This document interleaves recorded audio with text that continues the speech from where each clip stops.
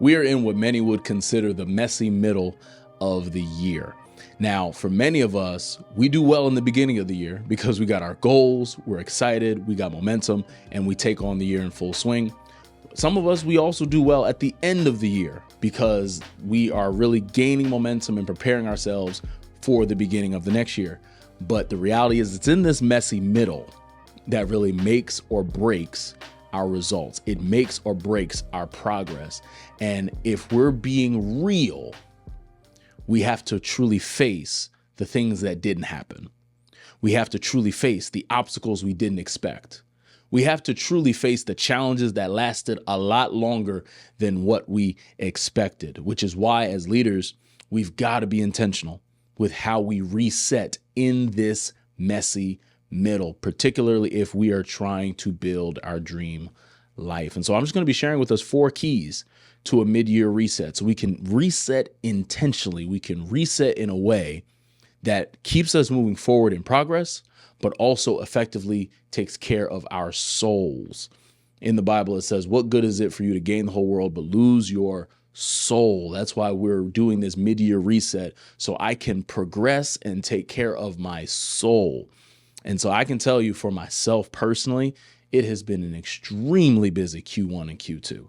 Extremely busy. Like between all the projects we have a project coming out in a couple of weeks that I can't wait to share with you. It's going to help you with your clarity. It's going to help you with your confidence in your execution that I've been working on now for about 2 years, which has been massive for me.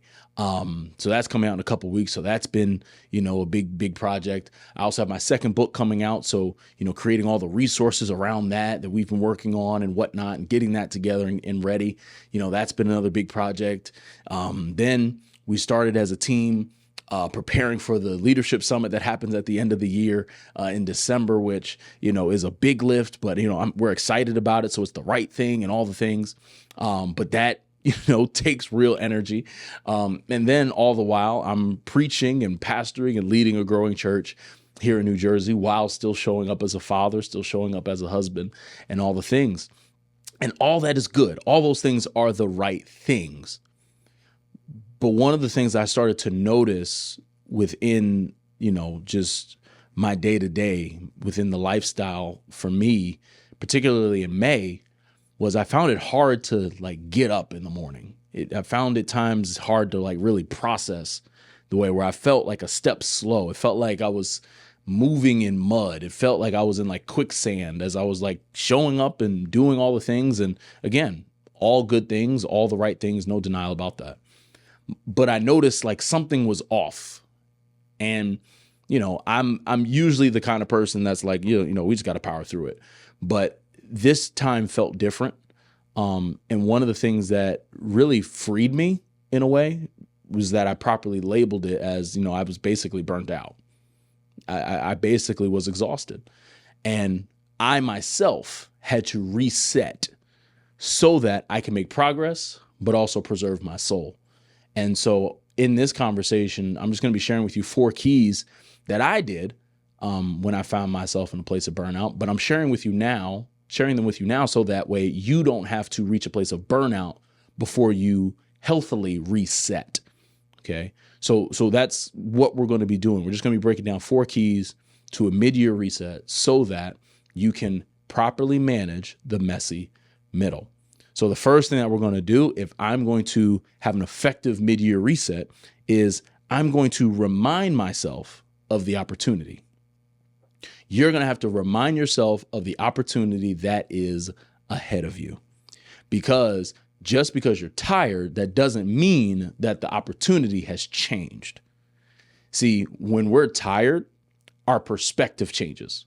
When we're tired, all of a sudden, the work looks a lot harder than it actually is, all because we're exhausted. And if we're not careful, this is where settling comes in. This becomes, Jacob and Esau. This becomes where you start basically saying yes to things that are beneath what you should just because you are exhausted. And the issue isn't the opportunity. The issue is your energy level. And so part of this reset is first just starting with the opportunity hasn't changed. This business can still work. This event can still be profitable. This ministry can still be a blessing. Like, the opportunity hasn't changed. You just need to know, in terms of properly labeling what's going on, it's just my energy level has changed. And if my energy level changes, my perspective changes. And I don't want anyone here, as you listen to me, I don't want you to settle just because you're tired. I don't want you to settle just because you're exhausted. You need to get your energy back in place so you can pursue the opportunity, because the opportunity hasn't changed. So when I remind myself of the opportunity, the second thing that I do is that I reset my emotions. Okay. When I reset my emotions, this is where we deal with soul care. This is where we really think about what is out of alignment. And this for me, especially looking back at it, it was really a blessing. But, in it was really just like trying to figure out, because I knew part of why I was burned out was that something was out of alignment. Something, whether it was something I was thinking, something I was feeling, I could just tell. And one of the things that I just believe is that emotions are signals to the condition of your soul.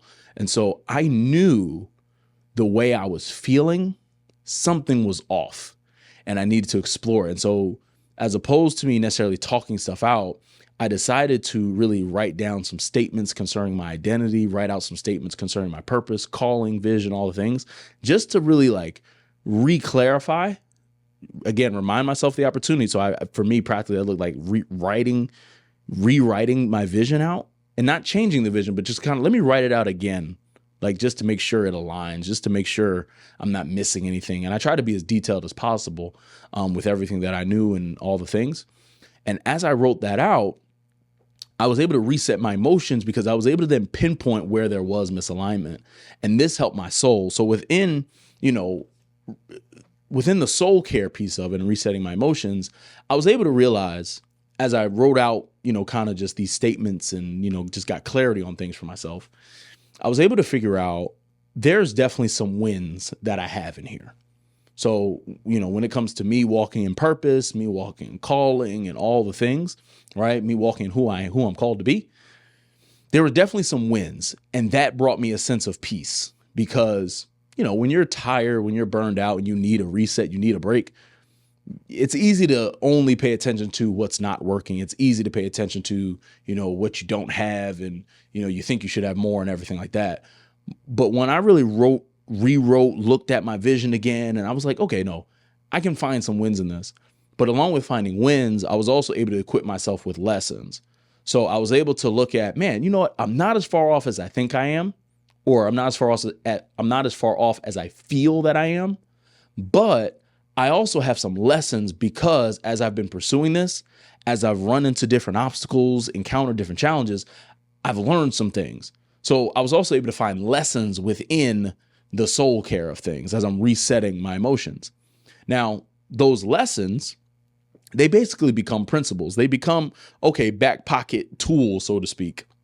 If ever I find myself in that kind of situation again, where I'm able to just simply align myself with who God has called me to be, and I'm able to just find where there is misalignment. And again, I can use those lessons to kind of pull me back into place. And so once I find the wins, once I find the lesson, then I'm able to really find rest. So what this means is, because I've identified all the areas where there's misalignment, and I'm also able to have a measure of confidence because I'm seeing where I am in alignment, that's when I actually just make the time to just rest. I make the time. It's not something that, you just accidentally bump into. You intentionally make time to rest. You intentionally give yourself a free afternoon. You intentionally, don't go to the gym that morning and just, read the Bible some more, or, just sip your coffee and look out your balcony, or whatever you find restful. But, a part of resetting your emotions is, as we said, it's just really soul care. And it's like, hey, let me find my wins. Let me find my lessons, but let me really find rest where I can truly just identify, how am I feeling? I'm able to truly just sit with what's going on. And I know for myself personally, I was able to do that, and it helped me tremendously. But again, keep in mind, I hadn't done anything new yet, but I was able to reset my emotions. I was able to make sure that the perspective I had towards the opportunity in front of me wasn't distorted, I wasn't settling. I stayed in a position where I was encouraged because I reset my emotions by basically making sure I took care of my soul before I did anything in this mid-year reset. So first thing, we remind ourselves of the opportunity. Second thing, we reset our emotions. Number three, I realign the plan. Now, this is where we get very practical and tactical. Like, this is where we make our adjustments and make our pivots based on, an outcome we're trying to see, or, based on the progress that's already been made. Like, this is where we really map all that out, because our emotions should be back in a place of health. Now we get to really use our powerful, sound mind that God has given us. So that way I can really think through, okay, based on the timeline, based on what's going on, what can I still get done? What adjustments do I need to make? What pivots do I need to make? So on and so forth. So when I realign the plan, there's a couple things that we need to consider. I need to first consider the pieces. So when I say pieces, I'm really just speaking to, you need to consider just the factors, the pieces that make the whole puzzle work. The pieces that you need to be successful, the pieces that you need your business to run on, the pieces that you need, to work in your career, whatever the case is. You're just considering, okay, what do I have at my disposal? What resources do I have available to me? Whether it's money, whether it's relationships, whether it's time, whatever it is, I just need to consider all those things based on where I'm at. What am I actually working with here, right? That's considering the pieces. The second thing that we're going to consider is considering the pressure. Okay. So it's considering, all right, what is a priority? What's not? And be clear. You're a dreamer, you're a builder. You're no longer thinking about good and bad. You are now at a level where you're thinking about good and greater. So you need to think about what is truly a priority, because all of it's good. All of it makes sense. All of it feels important. But you have to make the mature move by really establishing this is going to be a priority. So when I consider pressure, I'm basically thinking through what needs to be done now based on just all the pieces and the factors of where we are at in this current moment in the middle of the year. And then lastly, you consider pace. So when I consider the pieces, I figure out all the factors and the resources that I have available. I consider the pressure. I think about, okay, deadlines. I think about, what's really a priority. I think about what needs to get done first, all that. Now you need to consider pace. How hard should I need to work to make this work?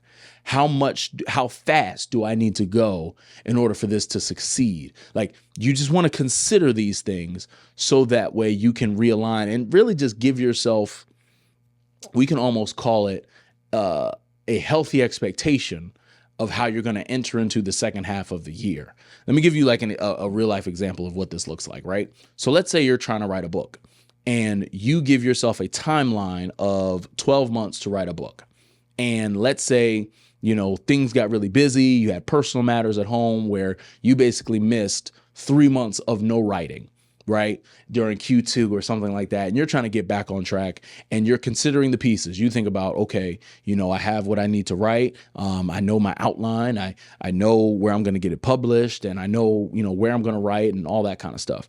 Cool. You consider the pressure. You think about whether, how your book fits in your ecosystem of your business. You think about, just the, who the book is for, all that kind of stuff. So you're considering and prioritizing. Then you think about pace. This is where you just get real about, okay, can I realistically shrink my work timeline of 12 months to now realistically 9 because I lost 3 months? Like, so that means, within the 12 months, let's say you originally were writing 1 time a week, but because you lost the 3 months, that now is changing to, you got to write 2 hours a week. Like, realistically, is that a pace you can keep up with? Again, this is how we make the decision of an adjustment or a pivot. Because if you're like, hey, 2 times a week, 2 hours a week of writing for me right now, that's not the pace. I'm not going to be able to do it. Then you pivot. Hey, we're going to push the launch date back, whatever the case is, right? But you're considering all 3 of these things so that way you truly are just realigning the plan. So that way, as you finish out the rest of the year, you give yourself healthy expectations, you give yourself a healthy finish line, and most importantly, you're taking care of your soul. You're not still getting the book out, but you're really jacked up because it's not what you wanted it to be because you were rushing or whatever the case is. So I'm going to realign the plan, and that's where we are simply making adjustments and making pivots. Now, number 4, which is the most important one of the entire reset, is you need to recommit to the plan. You need to recommit to the plan. And this is where practically you just need to set a start date. This is where you go from, okay, I'm, just going to ease my way back into working, to where you say, okay, no, this coming week, I'm getting back into my rhythm. This week, I'm jumping right back into it. I'm back on, basically doing what is right. You can do, at least what I like to call, have a back to basics week, where you just get back to your routine the way you know it should be, and you make it happen because you simply want to give yourself a start date in the reset. So that way you can truly create momentum that matters, because you're always going to find a reason when you're tired to stay tired. You're always going to find a reason to basically like push back when you want to start, or stay in planning mode, when ultimately, as you know, you're going to have to execute. So in this mid-year reset, those are the 4 things that we're going to do. If you're going to reset well in this beginning part, or I should say in this middle part of the year, you're going to have to, number 1, remind yourself of the opportunity. Number 2, reset your emotions. Number 3, realign the plan. And then number 4, recommit to the plan. You do those 4 things, I promise you, you will not only see progress, but you will feel better in your soul, because God wants us to win, not just externally, but he wants us to win internally as well. And so I pray that our conversation just now provided value to you. I pray that you were able to take action based on something that we talked about. And I just have one favor to ask of you. And that favor is simply, I would ask for you to share this with one other person that you know, one other person that has a dream, one other person that has a business, a ministry. They simply want to make a difference with their life because they're a dreamer. And so I'd be so grateful. We have some really cool things coming up. And so I'd encourage you, if you haven't, to just join the Craft Your Dream email list to stay updated with all the amazing things that are going on. We got a busy middle part of the year and end part of the year. And I look forward to having you be a part of it and serving you well in it. I thank you so much for being with us on the podcast. And always remember, your dream is possible as long as you're willing to grow for it. We'll see you in the next episode.